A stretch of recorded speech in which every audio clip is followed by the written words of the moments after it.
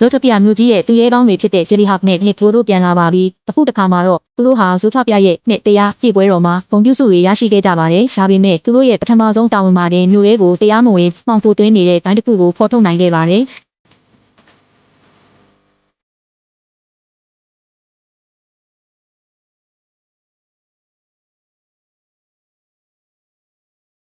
ခင်းဖြစ်ပွားရာနေရာမှာဂျယ်လီဟာငွေရည်ကုန်တစ်ခုကိုရှာတွေ့ခဲ့တဲ့ဇိုထပြမှာတွားတတော်ဝါတွေကိုပိတ်ပင်ထားတာမို့ဒါဟာအင်မတန်ထူးဆန်းနေပါတယ်အထက်လူကြီးတွေကတားမြစ်ထားပေမဲ့ဂျူဒီကတော့လက်မလျှော့ပဲစုံစမ်းရင်းမြို့တီထောင်သူ Link Clay မိသားစုရဲ့မှတ်တမ်းစာအုပ်နဲ့ပတ်သက်တဲ့ပူးပေါင်းကြံစည်မှုကြီးကိုသိရှိသွားပါတော့တယ်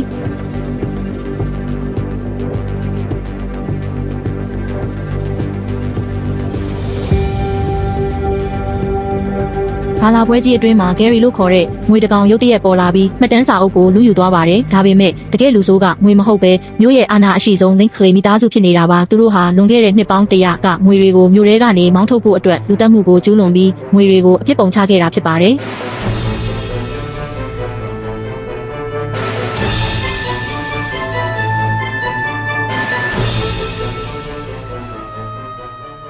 အခုတော့ Nick နဲ့ Judy တို့ဟာရာဇဝတ်သားတွေအဖြစ်ဆွဆွဲခံရပြီးထွက်ပြေးနေရပါတယ်သူတို့ဟာမပေးရဲ့အကူအညီနဲ့ငွေတွေနေထိုင်ရာ Marsh Market ကိုတွားရောက်ခဲ့ပြီးအမှန်တရားကိုရှာဖွေခဲ့ကြပါတယ်။ Link Clay မိသားစုရဲ့တားငယ်ဆုံး Paul Britt ကတော့သူတို့ဘက်ကကူညီတယ်လို့နဲ့နောက်ဆုံးမှာတစ္ဆာဖောက်ပြီး Judy ကိုအစိမ့်နဲ့ခတ်ခဲ့ပါတယ်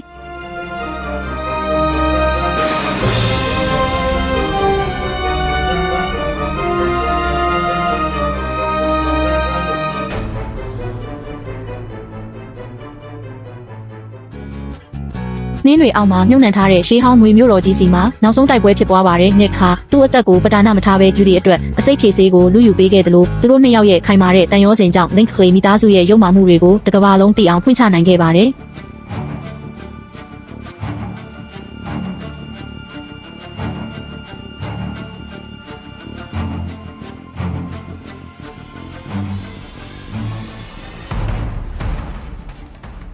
အမှန်တရားပေါ်ပေါက်သွားပြီးနောက်မှာတော့တွားတတော်ဝါတွေဟာဇိုထပြရဲကိုပြန်လည်ဝင်ရောက်ခွင့်ရခဲ့ကြပါတယ်။နစ်ကဂျူဒီကိုမုံလာဦးနီအတန်သွင်းဆက်အစ်စ်လေးလက်ဆောင်ပေးခဲ့ပြီးသူတို့နှစ်ယောက်ရဲ့တငယ်ချင်းထက်ပိုတဲ့တန်ရောစင်ကိုအတီးပြုခဲ့ကြပါတယ်။ဒါပေမဲ့